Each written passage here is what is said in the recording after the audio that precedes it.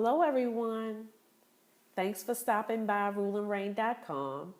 And for those of you who don't know me, I'm Dana Moody, co-founder of ruleandrain.com. And today I just wanted to share with you why I left my job without having another one lined up and the three things that made it possible. So, first of all, I had been on my job for over 10 years. And I worked in public safety. I did customer service in the public safety industry. And with my job, what we did is we helped people who needed police, fire, and medical emergency assistance. And some things I really enjoyed about the job, which is why I stayed for as long as I did. Part of the reason I stayed for as long as I did. And then some things were very challenging. Some of the calls that we received were very disturbing. Other ones brought a lot of satisfaction. But I really felt like it was time for me to move on. The job was very mentally and physically draining, and it was very hard to get time off. Even if you put in for a vacation, a lot of times right in the middle of your vacation, you will be denied time off. And it's very unhealthy to work on a job where you don't get time off for self-care. So I really felt in my gut it was time for me to move on. I felt like everything I could give to that position I had given. And it was really time for me to move on. So one of the very first things that I did was ask. I prayed and asked God to give me clarity and direction. I asked myself, what did I really want for my life? What was it that I wanted for my life? I believe I stayed as long as I did because I felt an obligation to my family. I felt like a lot of times we identify who we are by what we do. And really, it's not the same. Who you are is not what you do. So I had to get clear on who I was and what I wanted for my life. So the first thing I did was I asked myself a lot of questions about what I wanted my life to look like. And I began to write those things down.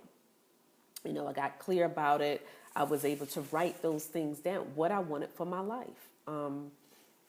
Once I decided what it was I wanted for my life and I started to write those things down, I put them before me so that I could see them on a daily basis. And the next thing I did is I started to believe those things that were coming out of me, those things that I was writing down. I believed them. And when you believe something, you make preparations. So I started to do things to prepare for my next step. One of the things that I did is that I wrote up a resignation letter. I typed it up, saved it on my computer, because I wasn't sure, I wasn't clear exactly when I was going to put my resignation letter in and give my 2 weeks notice. But I knew that I was going to do it. So I prepared the letter, saved it on my computer, and then I started to think about things I could do to prepare myself for my next step. So one of the things that I did was I signed up for Indeed.com, Jobs.com, and where I could have different jobs come to my inbox that were aligned with my purpose, things that I felt like, okay, this is something that I can do that can better prepare me for where I'm trying to go. So I started putting in resumes on a daily basis. I started researching different things that I could do to bring in additional money, different freelance jobs, different things that I could do that can bring in an income in the meantime. And another thing I did was I created a survey through a free service called surveymonkey.com.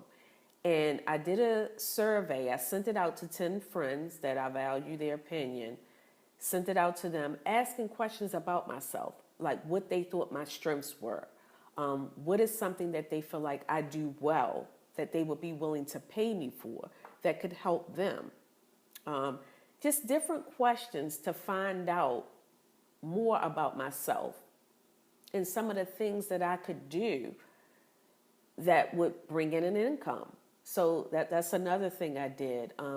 I started taking a good look at my finances, thinking about ways that I could either cut things out or cut back on expenses that were not a priority.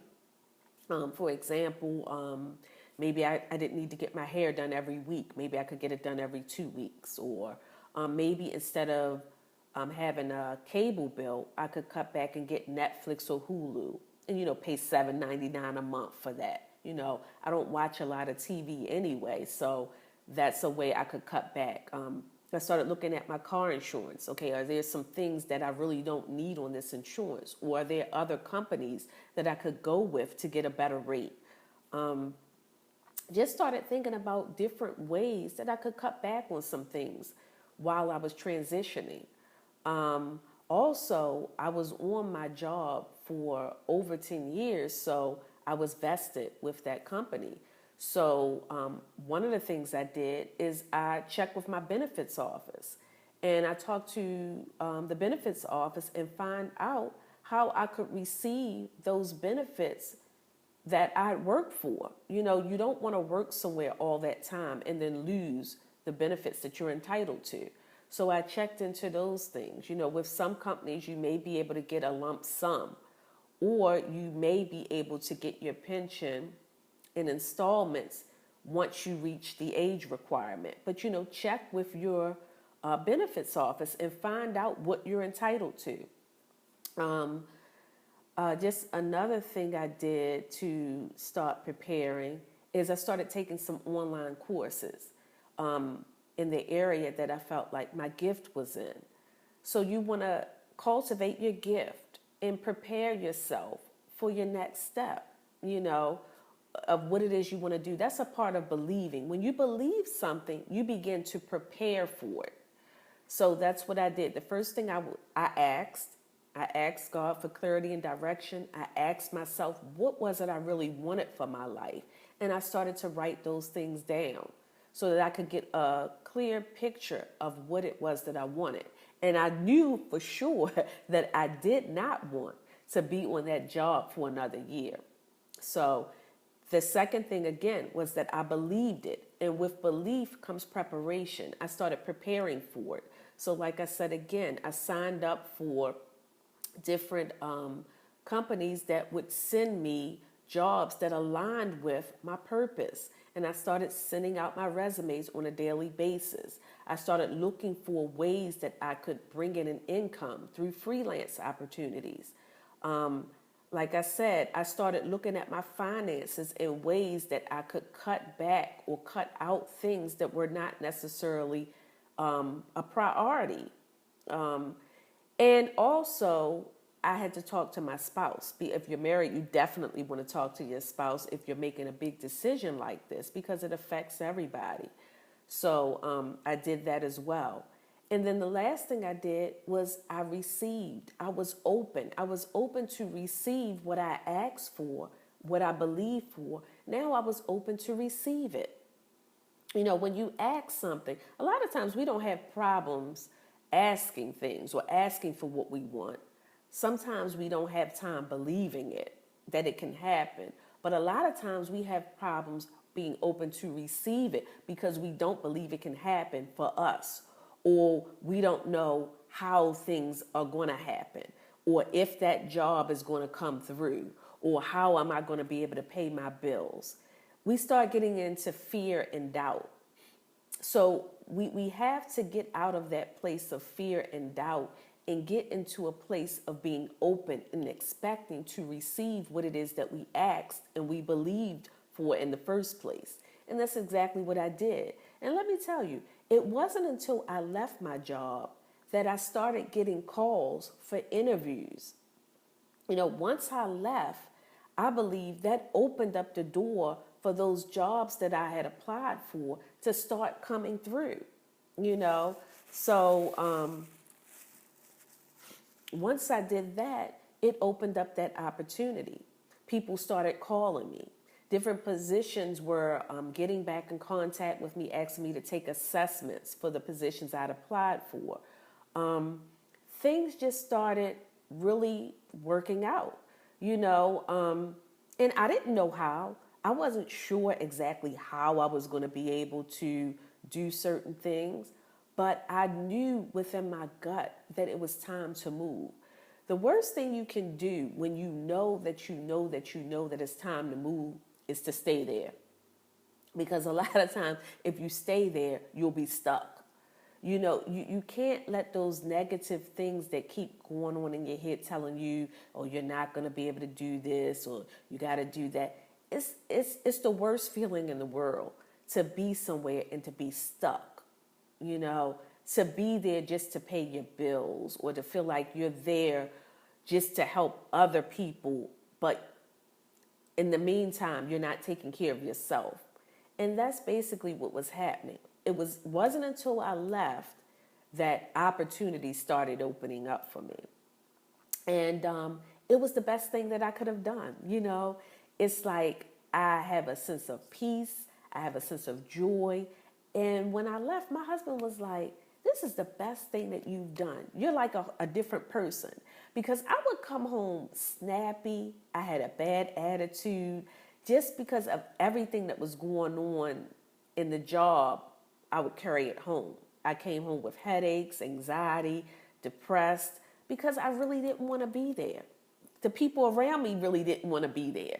And you heard about it every day. People were complaining all the time because the people that could do something about the situation on the job, they weren't open to hear the people that were actually doing the job. And that's key. When you're in a place or a position of authority, you have to listen to the people that are doing the job. You have to hear them so that you can make changes to make the company better. And that wasn't being done. But ultimately, I knew it was time for me to move. And like I said, the three things I did were: one, I asked; two, I believed; and three, I received. Asking is getting clear on what you want for your life and what God's purpose for you being here is. Believing is preparing yourself for what's next, getting your finances in order, taking a course, cutting back on expenses, putting in resumes, finding out what things you can do to make a difference. And I always knew I wanted to help people, but I needed to find out in what capacity. Because one thing that frustrates me is trying to help someone that's not willing to help themselves. In order for me to help you, you have to want the help. What happens is a lot of times, if you constantly want something more for somebody than they want for their self, it gets frustrating because you're doing all the work and that person is not going to change if they don't really want to. So my gifting is helping people who want the help, who want change. I take joy in that because then you see a return on your investment. When you're investing in people, you want to see a return on that. So, those are the things that I did. It's very simple. I asked, I believed, and I received. And it's something that we do every day. Just think about the times that you have, you heard about a restaurant, and you may ask a friend that has been to the restaurant before. You ask them about the restaurant, about the food, about the service. And they tell you, oh, the restaurant was great. They had excellent service. The food was impeccable. Like everything about this place was 5 star. So because you value that person's opinion, you believe it. So you start making preparation to visit that restaurant and go and get a bite to eat. And then once you step out and you go to the restaurant and you place an order, you're open to receive all of the benefits that that person told you the restaurant had to offer. So it's something as simple as that. We do it all the time. We always ask, we always believe, we always receive things.